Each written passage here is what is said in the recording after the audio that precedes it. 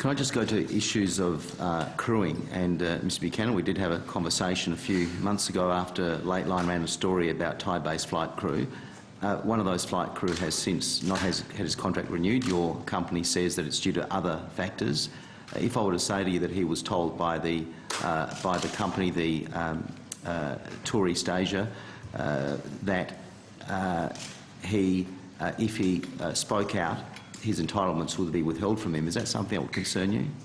That's something that would concern me, and I'd be happy to take that on notice and investigate further. I mean, as we investigated on that particular incident, I was comfortable in terms of the 4 cabin crew that were part of the original claim. 3 of them contracts have been renewed. I know one of them has not, and that's in relation to performance issues. So I'd be happy to take any further information you have on notice and investigate it further.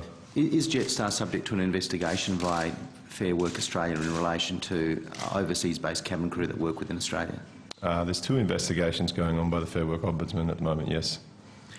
And what is the policy that I was told that, for instance, Thai and Singapore-based cabin crew, there was a night in July in Darwin when there were 37 of those crew staying at a Darwin hotel to be deployed on flights within Australia. Would that sound about right to you?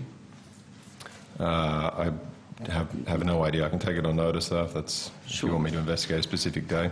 But you have a situation where there are where if it's an internationally tagged flight, you think it's appropriate for there to be overseas-based crew on those internationally tagged flights? I think what's important is you look across our network. We're running around about 3,000 flights a week now, and we operate almost 200 flights domestically each day. We have around 5 to 6 flights a day that start off in a domestic port, and the aircraft goes through to international destinations. And the domestic tags, if you will, that go on that feed those international flights are part of those international flights, and they help actually create a viable service internationally. And they're primarily through 2 ports, which is Darwin and Cairns, and they help build what becomes very successful and viable services. I'm just trying to understand this. Those overseas-based crew spend most of their time either flying in or out of Australia, based in Australia. You'd agree with that proposition?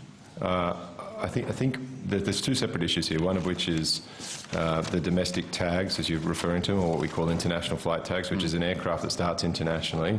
And I said there's 5 or 6 of these a day that start internationally. The aircraft goes through a point in Darwin or Cairns, which creates that regional tourism impact and comes to other points in Australia. Can we just pause there, because there are some flights where you clear customs, for instance JQ58, Singapore, Darwin, Cairns flight, you clear customs at Darwin and then you put domestic passengers on it. There are other flights well, you don't clear customs rather, but you can put domestic passengers on it. It's predominantly an international flight. But there are other flights where passengers disembark in Darwin, they clear customs and it's still tagged as an international flight using those foreign-based crew on contracts of $400 a month.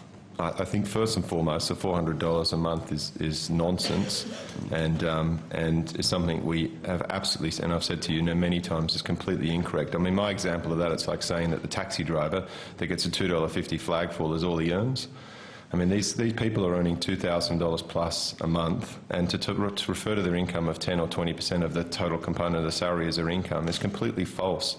Could you provide on notice details of what an average overseas-based flight attendant would be earning? Happy to do that. And what I'm also happy to say is that our Thai cabin crew are paid 10 times higher than 10 times the average salary in Thailand. They're paid 17 times the minimum salary in Thailand. And then we recruit some of the best. We have the lowest turnover, the highest engagement in Thailand, and we are paid, as I said, at some of the managerial levels in Thailand. So to say otherwise, and to not take into account the fact that our operations in Asia, 2/3 of our flying is outside of Australia, and we're a successful Australian business competing in Asia. But Mr Buchanan, those Thai-based crew who are earning much less than Australian-based crew, they are subject to different rules in relation to fatigue management, aren't they, and their duty roster hours? Absolutely not. You're absolutely sure about that? Absolutely not.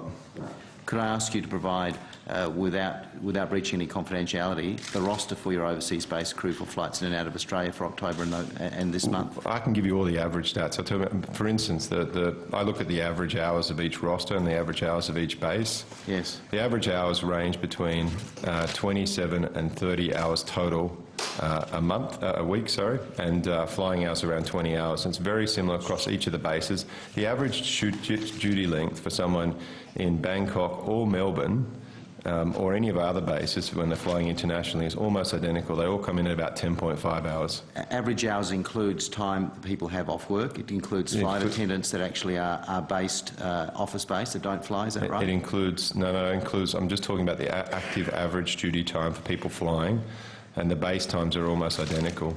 I'd be grateful if you could provide that roster.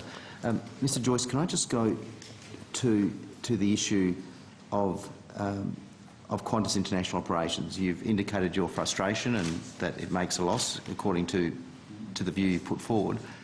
Have you had any discussions with members of the Qantas Board about closing down Qantas International? We haven't had any discussions about closing down Qantas International. Not at a formal level, but at an informal level. No, we haven't. We have had discussions about what are the range of solutions that we need to look at in terms of Qantas International.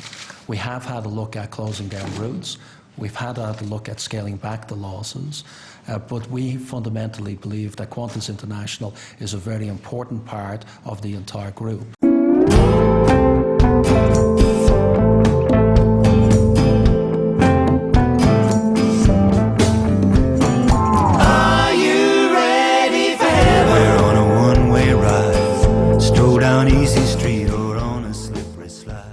I think to say that we're offshoring is completely false. We're growing in Asia and we're creating new jobs, and we're doing it from a base that's a very successful airline started in Australia. Pilots, licensed engineers and warehouse staff are all taking action against the airline. Now Qantas veteran Captain Stephen Anderson claims he's been stood down while in transit in Hong Kong. After 31 years of loyal service to this company, to be treated this way, it doesn't surprise me, but unfortunately it disappoints me. It's part of union action over pay and conditions at Qantas. We don't want to disrupt the travelling public. We're trying to stop outsourcing of our jobs to foreign and overseas entities and protect the future of our younger generation of pilots coming up. Jetstar declined to be interviewed for this story, but in a statement tonight said there are clear limitations on hours. Jetstar has clearly established duty limitations that are consistently applied regardless of where our cabin crew are based. Jetstar's Thai-based flight attendants get paid a base wage of $258 Australian dollars a month. Each hour they fly, they get another $7 an hour plus allowances. They don't get paid for sick leave and have half the annual leave of their Australian colleagues. While on annual leave, they get paid less than normal. That's $7 Australian dollars an hour on top of their base wage becomes just $9 a day. I think a lot of the claims are completely false and we completely deny them. I mean, the claims about slave labour and the claims that we pay these people a pittance. I mean, our salaries in Thailand, for instance, we're paying these people $20,000 to $30,000 a year in Thailand, and that ranks in the top few percent of salaries in that country. Jetstar's Thai-based flight attendants get paid a base wage of $258 Australian dollars a month. Our salaries in Thailand, for instance, we're paying these people $20,000 to $30,000 a year. As she's asked to be called, says foreign-based cabin crew are under immense pressure. Asian-based crew aren't unionised, and they're constantly threatened with the non-renewal of their contracts should they speak out about anything to do with their jobs. And there's an extraordinary financial disincentive not to speak out. If Thai-based crew quit their jobs early or are sacked, they can be forced to pay back up to 4.5 months of their base wage. In its statement to Lateline, Jetstar also said, some of our international cabin crew are required to pay a bond as a compensation for investment in training if a cabin crew member leaves within 2 years of employment. This is a locally based arrangement that reflects the local market conditions. On April the 22nd, 5 Thai-based crew, exhausted from a series of domestic and international flights, pulled out of a flight between Sydney and Melbourne, citing fatigue. They were concerned they wouldn't be able to respond to an emergency situation should one arise. In response, they got this letter from their employer, Tour East Thailand, threatening them with the sack. Whilst illness, etc. is accepted by your employer, poor time management is not. TET requires from you an undertaking that you will not repeat these behaviours in the workplace. This letter castigated the crew members for causing damage to the reputation of their employer, Tour East Thailand, who hire cabin crew for Jetstar. But Tour East Thailand is unlikely to lose its contract with Jetstar.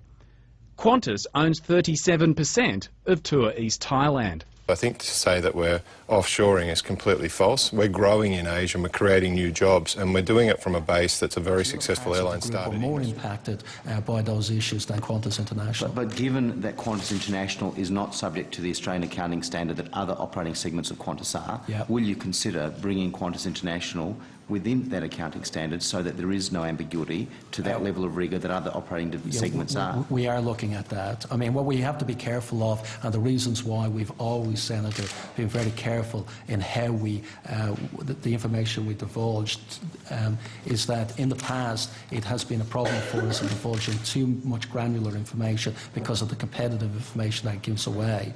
Because, as I said, we do this down to a route level, and we have route level information. Obviously, given route level information, for example, would tell our competitors which routes we're making money on, where the most profitable routes are, and would allow them to be targets by those competitors. But I have to say that my best way of resolving this issue once and for all is for us to take up the audit that we have volunteered to the unions and to the ACTU and get the union leaders, once the audit is complete, to say for once and for all this issue is out of the way. So it shows you we don't have anything to hide if we're willing to have an independent audit of the books conducted to actually focus in on this issue and show it's not a problem. And that would include subsidiary companies and related entities? That covers the issues, and again, if you do the audit